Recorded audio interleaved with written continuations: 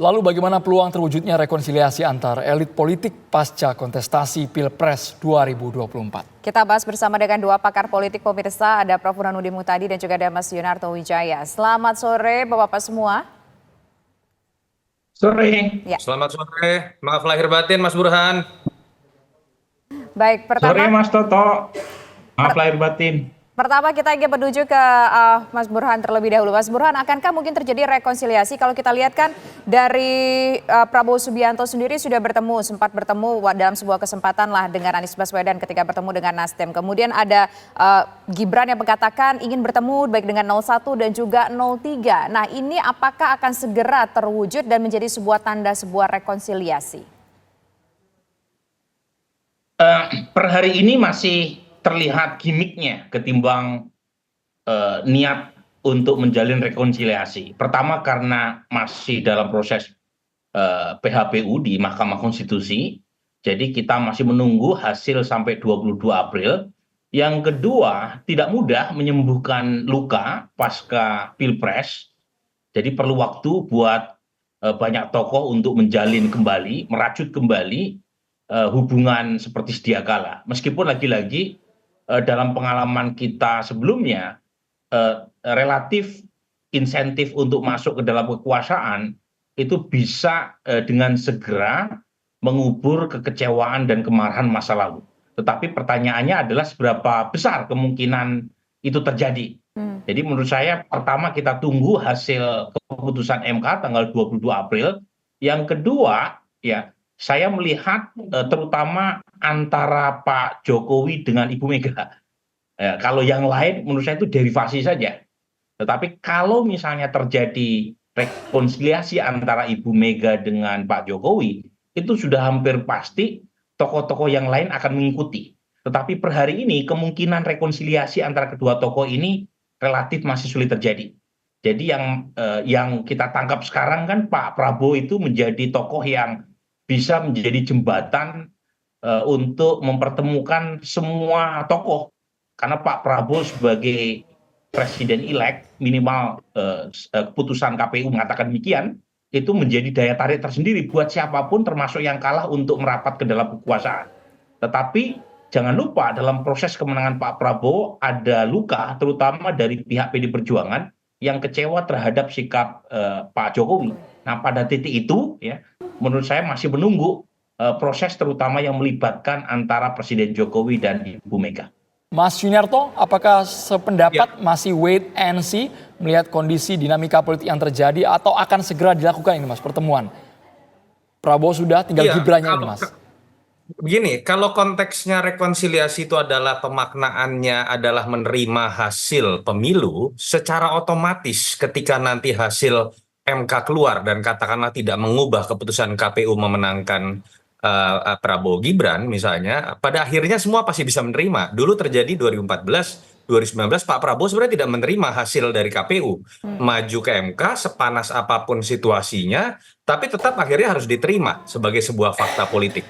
Tapi kalau rekonsiliasi dalam artian kemudian ikut ke dalam barisan pemerintahan, saya sepakat masih terlalu panjang prosesnya, terutama dalam konteks kalau kita bicara masa transisi ini kan masih sangat jauh ya. Pelantikan 20 Oktober itu masih sekitar hampir 7 bulan lagi, dan artinya ruang untuk kemudian terjadi dinamisasi masih sangat terbuka. Dan yang menarik memang adalah kalau kita bicara rekonsiliasi dalam arti yang sesungguhnya terkait dengan konflik politik yang terjadi 2024 itu sebenarnya bukan dalam konteks Gerindra atau dalam hal ini Pak Prabowo dengan PDI Perjuangan, dalam hal ini diwakili oleh Ibu Mega misalnya, karena praktis tidak pernah ada konflik baru di antara keduanya selain kompetisi dari pemilu-pemilu sebelum. Tapi yang memang menarik adalah kalau kita mengartikan rekonsiliasi, apakah akan terjadi pertemuan antara Ibu Mega dengan Pak Jokowi? Kita tahu belum ada kepastian nih silaturahmi Lebaran terjadi atau tidak. Tahun lalu masih terjadi, ini pertama kalinya tidak terjadi silaturahmi Lebaran dari Pak Jokowi. Atau lebih daripada itu, bukan hanya sekedar rekonsiliasi, tapi konteksnya pertemuan Pak Jokowi dengan Ibu Mega itu membuka ruang bagi kemudian masuknya PDI Perjuangan ke dalam barisan koalisi Prabowo Gibran. Maknanya beda loh. Kalau PDI Perjuangan masuk ke dalam barisan koalisi pemerintahan diajak oleh Pak Prabowo, dengan diajak oleh Pak Jokowi, menurut saya itu akan punya makna yang berbeda. Maknanya jauh lebih besar malah kalau kemudian yang membuka ruangnya itu adalah Pak Jokowi, bukan Pak Prabowo. Oke, baik. Nah, sekarang kita ingin menuju ke Mas Burhan lagi. Selain soal kita bicara rekonsiliasi, ada orang yang merasa terlukai atau ada parpol yang mungkin tadi disebut oleh Mas Burhan terlukai. Ini kita juga melihat beberapa kali sempat ada kegiatan buka puasa bersama yang dilakukan oleh Prabowo Subianto, Presiden terpilih. Kemudian dalam kesempatan tersebut yang bersangkutan bertemu dengan ketua-ketua parpol. Kemudian juga bertemu bahkan tidak sengaja atau mungkin sengaja kita juga tidak tahu bertemu dengan salah satu calon presiden pada saat itu. Tetapi tanpa ada kehadiran dari wakil presiden terpilih Gibran Rakabuming Raka. Jadi sebenarnya apa yang kita bisa lihat dari fenomena ini, Prabowo tetap berjalan bertemu dengan ketua-ketua parpol, tokoh-tokoh politik, tapi dalam berbagai kesempatan wakilnya tidak selalu mendampingi. Pertama memang Gibran masih menjabat aktif ya sebagai wali kota di Solo dan punya constraint karena setahu saya sudah banyak menghabiskan cuti sebagai wali kota Solo untuk keperluan kampanye. Jadi kalau kemudian menjalin komunikasi terlalu banyak di Jakarta sementara tugasnya belum selesai, baru 2 atau 3 tahun, tentu akan menimbulkan isu yang lebih tidak sedap. Tetapi selain itu tentu saja dalam sistem ketatanegaraan kita yang jadi daya tarik itu presiden. Jadi wakil presiden itu kalau kita melihat konstitusi kita ya mirip ban serep sebenarnya. Jadi yang menjadi daya tarik terutama buat pembentukan pemerintahan ke depan ya Pak Prabowo karena beliau adalah presiden elek. Meskipun kita tahu iuran elektoral Gibran sangat besar dalam menyukseskan kedipilihan Prabowo sebagai presiden. Tetapi yang menjadi madunya ya Pak Prabowo. Karena hak prerogatif pembentukan kabinet Pak Prabowo. Dan itu pula yang menjelaskan mengapa Pak Prabowo didekati oleh banyak kalangan, bukan hanya dari internal koalisi, tetapi juga dari pihak lain yang mengusung capres yang kalah, terutama untuk mengintip kemungkinan menjadi mitra koalisi baru. Tapi lagi-lagi ini sekaligus membuktikan bahwa meskipun Pak Jokowi dan Gibran punya kontribusi besar, tetapi lagi-lagi beliau berdua, Pak Jokowi dengan Mas Gibran, itu dianggap sebagai tokoh yang terutama oleh pihak yang kalah, itu sebagai pihak antagonis. Sementara Pak Prabowo dianggap dalam hal ini, itu sebagai pihak yang protagonis. Meskipun kita tahu sebenarnya yang pertama kali menawarkan Mas Gibran sebagai cawapres ya Pak Prabowo. Jadi ini memang unik nih ya. Dan ini sekaligus membuktikan sekali lagi bahwa siapapun yang menang itu akan punya 1000 ayah. Ya. Nah masalahnya meskipun Mas Gibran dan Pak Jokowi ikut bagian dari pemenang, tetapi karena masih meninggalkan luka bagi sebagian kalangan, terutama PD Perjuangan, itu Mas Gibran tidak terlalu didekati ya. Bahkan kalau lihat hati saya, beliau yang justru banyak menawarkan pendekatan kan dengan mengatakan akan sowan kepada para capres, siap bertemu dengan para cawapres yang kalah. Nah, lain dengan Pak Prabowo justru malah didekati ya. Jadi lagi-lagi saya baca memang posisi tawar presiden lebih besar ketimbang cawapres. Betapapun besar kontribusi Gibran dalam konteks memenangkan Pak Prabowo sebagai presiden. Tetapi ujungnya yang menentukan kue kekuasaan terutama di tangan presiden. Baik, Prabowo memang punya magnet tersendiri. Kalau Mas Yunarto melihatnya peluang untuk ke 03, Mas. Kalau untuk paslon 01 yang kita ingat bersama bahwa partai pengusung dari Anies sudah lebih dahulu sangat harmonis terlihat ketika bertemu dengan Prabowo Subianto. Tapi dengan 03 seberapa alot tarik ulurnya antara Prabowo Gibran dengan PDIP ini. Sesaat lagi Mas Yunarto ditanggapi. Kita harus jeda hanya di Kabar Petang pemirsa. Kita kembali ke Mas Toto. Berkali-kali sebenarnya Mas Toto dalam kesempatan yang berbeda Prabowo ingin merangkul semua pihak baik itu dari 01 maupun 03. Tapi kalau dalam konteks rekonsiliasi ini apakah memang begitu alot Mas untuk Prabowo Gibran merangkul PDI Perjuangan? Apakah ada sekat di dalamnya Mas Toto? Ya, rekonsiliasi tadi saya sudah sebutkan ada 2 makna dulu ya. Kalau rekonsiliasi 03 artinya rekonsiliasi terhadap Mas Ganjar sebagai seorang calon. Biasanya akan selesai ketika calon yang kalah menyatakan pengakuan kemenangan terhadap calon lainnya yang sudah ditetapkan oleh KPU dan nanti mungkin misalnya oleh MK. Dan biasanya sejarah membuktikan sepanas apapun proses akan berjalan dengan sendirinya. Di situ akan ada rekonsiliasi dengan sendirinya. Tapi terkait dengan PDI Perjuangan kan berbeda. Ini dalam konteks partai, ingin diajak masuk dalam konteks koalisi. Dan kita tahu polanya selalu sama kok. Selalu berbicara mengenai kalau sudah ada deal terkait dengan alokasi kursi menteri yang disepakati, secara otomatis akan masuk dalam barisan koalisi. Secara otomatis rekonsiliasi yang kita bahas di sini kemudian terjadi. Itu terjadi juga pada Pak Prabowo dengan peristiwa MRT dan diberikannya 3 alokasi kursi menteri. Nah, kalau ditanya peluangnya seperti apa, kita tahu pemegang kekuasaan terbesar di PDI Perjuangan terpusat hanya pada Ibu Mega, dan di elected presiden itu hanya Pak Prabowo, bukan wapres gitu ya. Artinya memang kalau dibaca dari dua sosok ini, sebetulnya tidak pernah ada konflik yang berlebihan, yang sifatnya personal yang bisa menjadi penghambat proses rekonsiliasi. Bahkan hubungan baik Pak Prabowo dengan Ibu Mega terjalin jauh lebih dulu dibandingkan dengan Pak Jokowi yang belakangan baru masuk politik. Tapi kan kita tahu ada Pak Jokowi di situ tanda kutip secara informal ya. Kita tahu secara tata negara hanya presiden yang punya prerogatif untuk kemudian menentukan alokasi menteri yang bisa kemudian jadi prasyarat membangun koalisi baru. Akan tetapi kan kita tahu faktor Pak Jokowi ini akan menjadi sebuah kesepakatan informal yang kemudian akan menjadi penentu juga dalam pengambilan keputusan apakah partai baru boleh masuk atau tidak, termasuk PDI di dalamnya. Dan yang menarik adalah kita tahu antara PDI Perjuangan, Ibu Mega dengan Pak Jokowi ada sejarah yang sepertinya belum selesai. Ada pertanyaan-pertanyaan kita belum tahu jawabannya sampai sekarang. Pak Jokowi masih kader PDI Perjuangan atau tidak misalnya. Lalu apakah di panggung belakang sebetulnya ada tetap komunikasi yang berjalan atau tidak antara Pak Jokowi dan keluarga dengan keluarga Teguh Umar misalnya. Hal-hal itu yang menurut saya menjadi pertanyaan terbesar ke depan ketika kita berbicara mengenai rekonsiliasi atau peluang masuknya PDI Perjuangan. Di sini kita bisa lihat gini. Kalau Pak Prabowo mengambil langkah mendekati Ibu Mega tanpa persetujuan Pak Jokowi, di situ akan ada konstelasi baru yang menarik. Tapi kalau Pak Prabowo mendapatkan restu dari Pak Jokowi untuk mengajak Ibu Mega dan PDI Perjuangan masuk, itulah menurut saya makna rekonsiliasi terbesar, walaupun hanya di sisi elit, belum tentu itu akan mengakar sampai ke level konstituen.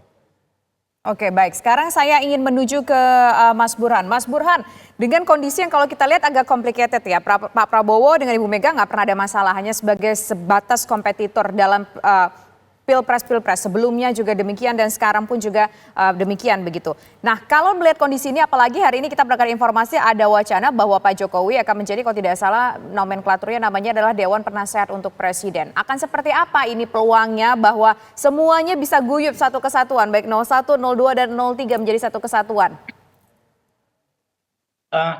Kalau kita lihat peta pembentukan koalisi di Indonesia itu sangat ditentukan oleh hubungan personal, sama sekali tidak ditentukan oleh isu ideologis atau programatik. Jadi lebih pada hubungan chemistry personal, dan itu yang menjelaskan pembentukan koalisi di Indonesia, less ideological, more personality. Nah, pada titik ini itu ada isu yang masih belum tuntas antara Ibu Mega dengan Pak Jokowi. Tetapi lagi-lagi bukan berarti keduanya bisa bertemu meskipun tidak dalam waktu dekat gitu ya. Jadi saya melihatnya begini. Kalau misalnya Presiden Jokowi sudah menyelesaikan masa tugasnya sebagai kepala negara, kepala pemerintahan 20 Oktober 2024, itu sepertinya PDI Perjuangan masih membuka opsi untuk masuk dalam skenario koalisi Pak Prabowo setelah Pak Prabowo dilantik. Tetapi kalau misalnya setelah menjadi presiden Pak Jokowi masih memiliki relasi yang sangat baik dengan Pak Prabowo, mungkin itu akan membuat ya PDI Perjuangan mengambil sikap wait and see lebih lama untuk mengambil keputusan masuk ke dalam koalisi.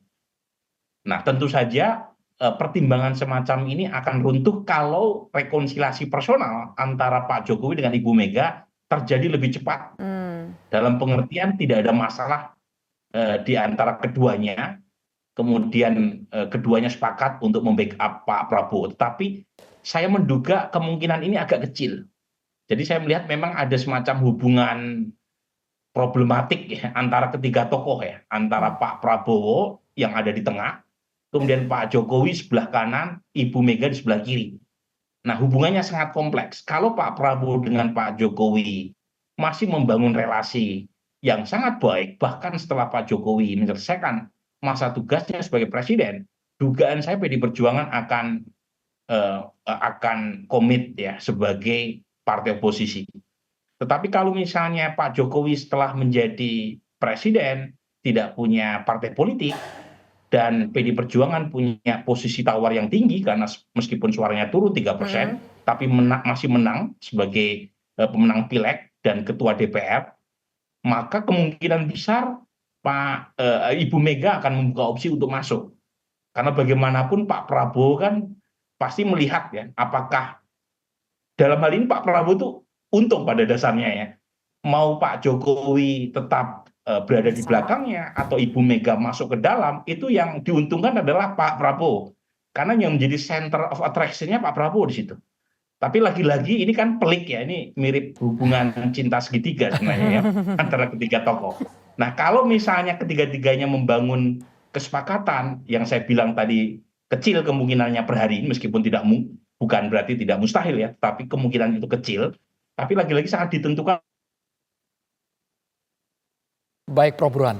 Sepertinya ada sedikit gangguan komunikasi dengan Prof. Burhan. Kita langsung ke Mas Yunarto Wijaya. Kalau tadi istilah Prof. Burhan, politik, entah itu dipimpin secara langsung atau melalui proksinya, untuk meningkatkan bargaining chip dia, terutama buat Pak Prabowo yang menjadi presiden setelah 2024. Itu peliknya. Nah, kalau misalnya Pak Prabowo merasa nggak nyaman kalau Prof. Burhan? Halo, Prof. Burhan? masih tersambung dengan Prof. Burhan? Baik, kita langsung ke Mas Yunarto Wijaya. Mas Yunarto Wijaya, tadi Prof. Burhan mengistilahkan ini seperti cinta segitiga. Pelik Mas hubungannya Mas. Tapi mungkin tidak kalau kita tarik sampai ke nanti sikap PDIP ujungnya. Apakah bergabung atau konsisten menjadi oposisi Mas? Ya, ini kan analisis dari Mas Burhan tadi kan didasarkan pada faktor personality ya. Kalau dibaca ada problem yang pelik terutama antara Ibu Mega dengan Pak Jokowi yang menyebabkan kemudian tidak mudah buat Pak Prabowo mengambil keputusan, tidak mudah juga buat PDI Perjuangan misalnya mengambil keputusan tergantung dari bagaimana posisi Pak Jokowi dalam kekuasaan Prabowo Gibran nanti. Tapi saya melihat tetap ada layer-layer lain yang bisa membuat segala sesuatu menjadi lebih dinamis. Kita tahu betul karakter Ibu Mega cenderung akan keras ketika sudah memiliki hubungan historis yang tidak baik. Itu terjadi misalnya antara hubungan PDI Perjuangan dengan Demokrat atau PDI Perjuangan dengan kekuasaan SBY selama 2 periode. Tapi kita tahu juga PDI Perjuangan dulu dengan sekarang dalam konteks pengambilan keputusan kekuasaan dan pemegang jabatan di level publik kan sudah mulai terdiversifikasi. Di situ ada Mbak Puan, ada Mas Nanan misalnya, dan saya pikir suara-suara dari inner circle Teguh Umar ini juga akan ikut berpengaruh. Kalau kita lihat dari statement Mbak Puan, ada kecenderungan juga bagaimana kita menganalisis Mbak Puan ini lebih punya elastisitas dalam membangun sebuah relasi politik dibandingkan dengan ibunya yang cenderung lebih kaku. Saya pikir hal-hal yang bersifat personal tadi sangat mungkin untuk kemudian menjadi lebih dinamis. Jadi saya sih masih melihat peluangnya katakanlah masih 50-50 di antara partai PDI Perjuangan untuk masuk, tidak terlepas di situ ada Pak Jokowi atau tidak. Memang yang harus dimaknai menjadi lebih menarik adalah kalau tadi Prof. Burhan sedikit sudah mengatakan kalau dalam waktu sebelum misalnya pelantikan 20 Oktober ada rekonsiliasi yang terjadi lebih dulu antara Ibu Mega dengan Pak Jokowi, dan itu kemudian akan menjadi makna dari masuknya PDI Perjuangan dalam barisan koalisi, bukan hanya dalam konteks politik dagang sapi atau mendukung kekuasaan, tapi makna rekonsiliasi yang lebih besar yang kita tahu menjadi konflik utama dari pemilu kemarin, yaitu terkait dengan Jokowi dengan Megawati. Oke, terakhir kita menuju ke Prof. Burhan, tadi sempat terpotong, lantas akan bagaimanakah ending dari cinta segitiga ini dalam tanda kutip, Prof? Iya, sebenarnya PDI Perjuangan sudah mulai mengendurkan serangan frontalnya ya. Kalau kita lihat belakangan kan PDI Perjuangan lebih mengarahkan sasaran tembaknya ke Pak Jokowi atau Mas Gibran, dan sama sekali tidak mengirimkan serangan atau pernyataan antagonistik ke Pak Prabowo. Dan jangan lupa ada gestur politik yang sangat kentara. Satu, isu hak angket sepertinya layu sebelum berkembang. Dan itu menurut saya satu sinyal positif dari PD Perjuangan untuk membuka opsi bergabung dengan pemerintahan Pak Prabowo meskipun mungkin tidak dalam waktu dekat, masih menunggu relasi Pak Jokowi pasca Pak Jokowi menjabat sebagai presiden. Yang kedua, saya kira juga terkait dengan tarik-menarik berkaitan dengan posisi Ketua DPR. Jadi sepertinya PD Perjuangan mengendurkan serangannya juga karena masih berharap partai-partai pendukung Pak Prabowo tidak berpikiran untuk mengubah Undang-Undang MD3 yang membuat posisi Ketua DPR yang seharusnya dipegang oleh pemenang pemilu, yaitu PD Perjuangan, itu harus digantikan ke Golkar misalnya. Jadi dua itu saya kira, kalau misalnya dua kesepakatan ini diambil, meskipun koalisi tidak bisa dilakukan dalam waktu dekat, tapi minimal terjadi win-win antara PD Perjuangan dengan Gerindra. Karena kalaupun toh misalnya Undang-Undang MD3 diubah, itu yang untung juga bukan MD3, bukan Gerindra ya. Karena yang akan menikmati Ketua DPR kalau undang-undang itu dirubah kan Golkar. Ya, karena bagaimanapun kursi Golkar lebih banyak ketimbang Gerindra. Tapi di atas segalanya, Tisa, saya pribadi berharap PD Perjuangan tetap solid sebagai oposisi. Kalau misalnya Pak Prabowo ditetapkan sebagai pemenang dalam kasus PHPU di MK. Ini penting, kita belajar dari pengalaman periode kedua Pak Jokowi, terjadi eksekutif heavy, dan akibatnya proposal dari pemerintah mulus tanpa ada reserve dan kritik checks and balance dari parlemen. Jadi diperlukan kekuatan oposisi yang baik, bukan hanya untuk kepentingan demokrasi, tapi juga untuk kepentingan PD Perjuangan juga, dan untuk kepentingan governance. Sebab kalau misalnya pemerintah terlalu kuat, itu juga nggak bagus buat Pak Prabowo. Karena ibarat koalisi yang terlalu gemuk, terlalu obesitas, itu banyak lemak jahatnya itu. Jadi susah untuk bergerak lincah dan akan menimbulkan intra-party fighting. Dan jangan lupa itu dalam kejadian di banyak negara merugikan ketimbang banyak manfaatnya. Jadi penting untuk membangun tradisi oposisi yang baik, dan oposisi yang baik itu terutama dilakukan oleh pihak yang kalah dalam Pilpres untuk memberi semacam pelajaran buat masyarakat. Terima kasih Prof. Burhan dan juga Mas Yunarto sudah bergabung di Kabar Petang.